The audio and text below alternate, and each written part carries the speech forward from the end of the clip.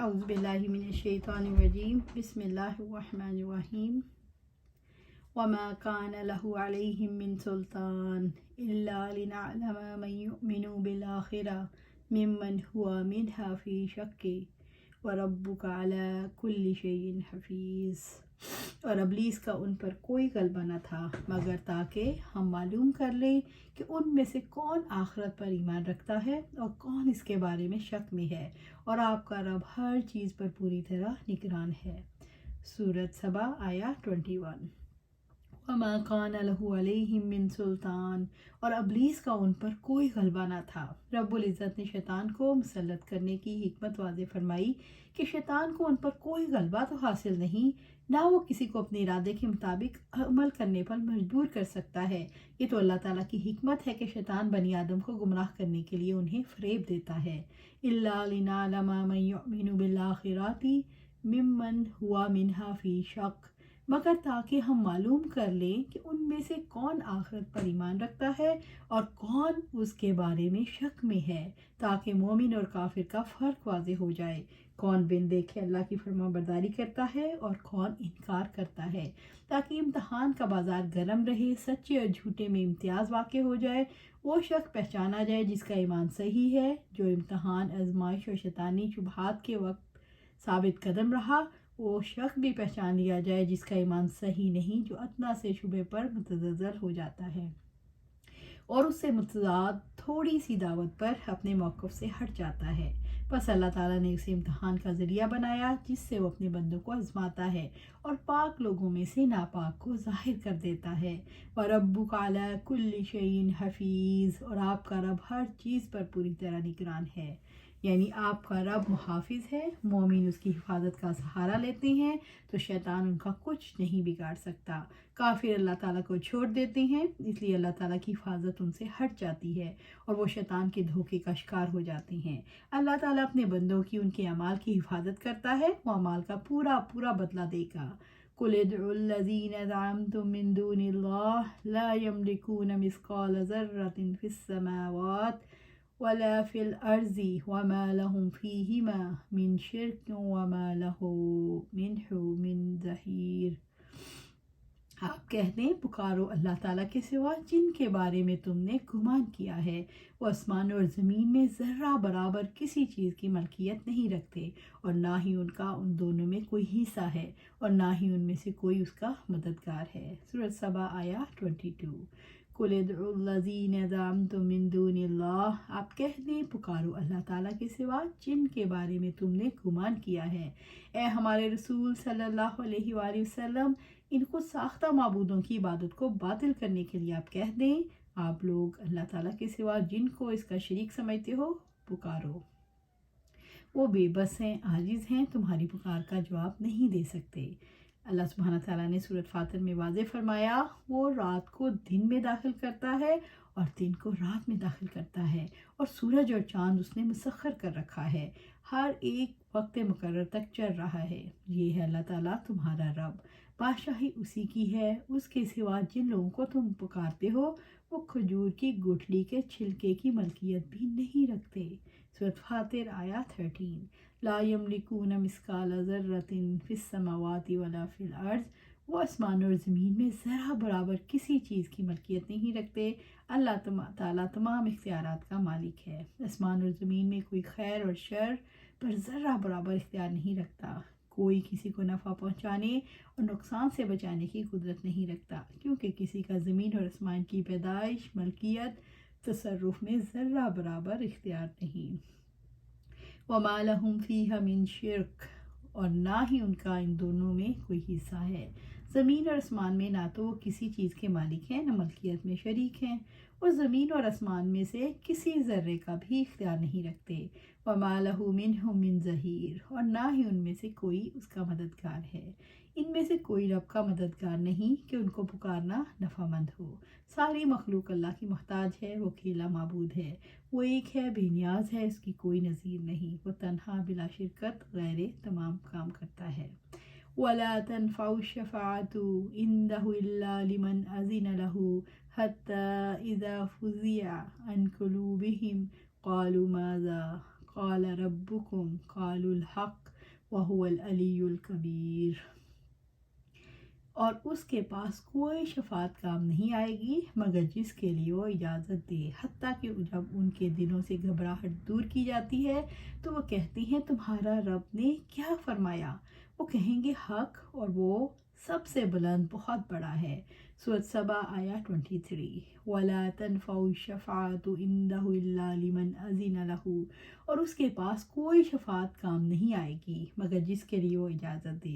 اللہ تعالیٰ کی عظمت، اس کے جلال کا عالم ایسا ہوگا، کوئی اس کی مرضی کے بغیر زبان نہیں کھولے گا۔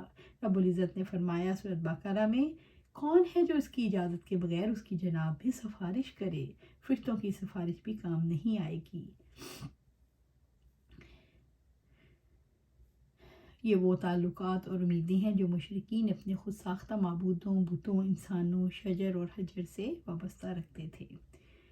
کانوا لہم اعداء وکانوا بعبادتہم کافرین۔ سورۃ احقاف میں اللہ تعالیٰ فرماتے ہیں، اور جب تمام انسان جمع کر دیے جائیں گے تو وہ ان کے دشمن ہو جائیں گے اور ان کی عبادت کا انکار کرنے والے ہوں گے۔ حتی اذا فزع عن قلوبہم قالوا ماذا قال ربکم قالوا الحق، حتیٰ کہ جب ان کے دلوں سے گھبراہٹ دور کی جاتی ہے تو کہتے ہیں تمہارے رب نے کیا فرمایا؟ وہ کہیں گے حق۔ ابو ہریرہ رضی اللہ تعالیٰ عنہ نے بیان کیا کہ نبی صلی اللہ علیہ وآلہ وسلم نے فرمایا، جب اللہ تعالیٰ آسمان پر کسی بات کا فیصلہ کرتا ہے تو فرشتے اللہ کے فیصلے کو سن کر جھکتے ہوئے، عاجزی کرتے ہوئے اپنے بازو پھڑپھڑاتے ہیں۔ اللہ تعالیٰ کا فرمان انہیں اس طرح سنائی دیتا ہے جیسے صاف چکنے پتھر پر زنجیر چلانے سے آواز پیدا ہوتی ہے۔ پھر جب ان کے دلوں سے گھبراہٹ دور ہو جاتی ہے تو آپس میں پوچھتے ہیں تمہارے رب نے کیا فرمایا؟ وہ کہتے ہیں کہ حق بات کا حکم فرمایا اور وہ بہت اونچا سب سے بڑا ہے۔ پھر ان کی یہی گفتگو چوری چھپے سننے والے شیطان بھاگ کر سنتے ہیں۔ شیطان آسمان کے نیچے یوں نیچے اوپر ہوتے ہیں۔ سفیان نے اس موقع پر ہتھیلی کو موڑ کر انگلیاں الگ الگ کر کے شیاطین کے جمع ہونے کی کیفیت بتائی۔ اس طرح سے شیاطین ایک کے اوپر ایک ہوتے ہیں۔ پھر وہ شیاطین کو یہ کلمہ سن لیتے ہیں اور اپنے نیچے والے کو بتاتے ہیں۔ اس طرح وہ کلمہ ساحر یا کاہن تک پہنچتا ہے۔ کبھی تو ایسا ہوتا ہے اس سے پہلے کہ وہ کلمہ اپنے سے نیچے والے کو بتائیں، آگ کا گولا انہیں آ دبوچتا ہے، اور کبھی ایسا ہوتا ہے جو بتا لیتے ہیں تو آگ کا انگارہ ان پر پڑتا ہے۔ اس کے بعد کاہن اس میں 100 جھوٹ ملا کر لوگوں سے بیان کرتا ہے۔ ایک بار جب اس کا کاہن صحیح ہو جاتی ہے تو اس کے ماننے والوں کی طرف سے کہا جاتا ہے، کیا اس طرح سے ہم فلاں دن کاہن نے نہیں کہا تھا؟ اسی ایک کلمہ کی وجہ سے جو آسمان پر شیاطین نے سنا تھا۔ کاہنوں اور ساحروں کی بات کو لوگ سچا جاننے لگتے ہیں۔ جن کی عظمت کے آگے مقرر فرشتے غش کھاتے ہیں اور اقرار کرتے ہیں کہ وہ حق کے سوا کچھ نہیں کہتا، مشرکوں کو کیا ہے کہ وہ تکبر سے اپنے رب کی عبادت کا انکار کرتے ہیں۔ وَهُوَ الْعَلِيُّ، اور سب سے بلند اور ساری مخلوقات سے اوپر، اعلیٰ قدر اپنی صفات کی عظمت اور بلندی کی بنا وہ سب سے غالب، سب پر غالب، الکبیر بہت بڑا، وہ اپنی ذات میں کبیر ہے، وہ اپنی صفات میں سب سے بڑا ہے، اس کا حکم سب پر غالب ہے۔ قُلْ مَن يَرْزُقُكُم مِّنَ السَّمَاوَاتِ وَالْأَرْضِ قُلِ اللَّهُ وَإِنَّا أَوْ إِيَّاكُمْ لَعَلَىٰ هُدًى أَوْ فِي ضَلَالٍ مُّبِينٍ۔ آپ کہہ دیں تمہیں آسمان اور زمین سے رزق کون دیتا ہے؟ آپ کہہ دیں اللہ تعالیٰ، اور بے شک ہم یا تم میں سے ایک ضرور ہدایت پر ہیں یا کھلی گمراہی میں ہیں۔ سورۃ سبا آیا 24۔ قل، آپ کہہ دیں، رب العزت نے آپ صلی اللہ علیہ وآلہ وسلم کو حکم دیا کہ آپ صلی اللہ علیہ وآلہ وسلم ان سے سوال کرتے ہوئے کہیں، مَن یرزقکم من السماوات والارض، کہ تمہیں آسمانوں اور زمین سے رزق کون دیتا ہے؟ کون ہے جو بارش نازل کر کے زمین سے تمہارے لیے رزق پیدا کرتا ہے؟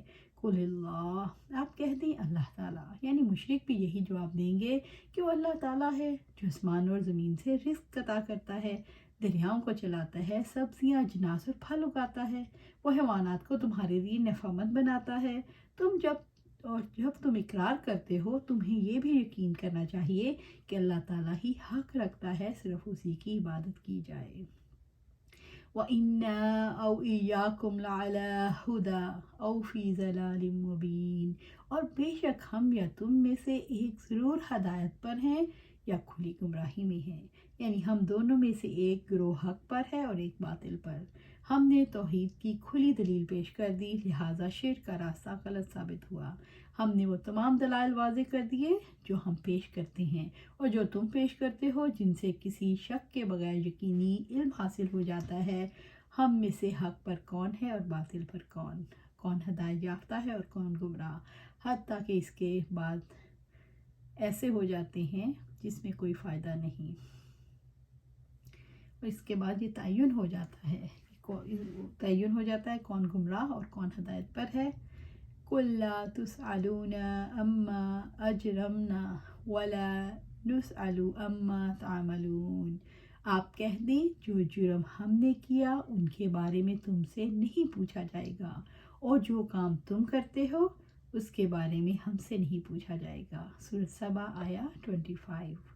قل، آپ کہتے ہیں نبی صلی اللہ علیہ وآلہ وسلم کہہ دیں، لا تسألون عما اجرمنا ولا نسأل عما تعملون، کہ جو جرم ہم نے کیا ان کے بارے میں تم سے نہیں پوچھا جائے گا، اور جو کام تم کرتے ہو اس کے بارے میں ہم سے نہیں پوچھا جائے گا، یعنی ہمارا راستہ الگ تمہارا الگ، ہمارے جرائم کے بارے میں تم سے نہیں پوچھا جائے گا، تمہارے اعمال کے بارے میں ہم سے سوال نہیں ہوگا۔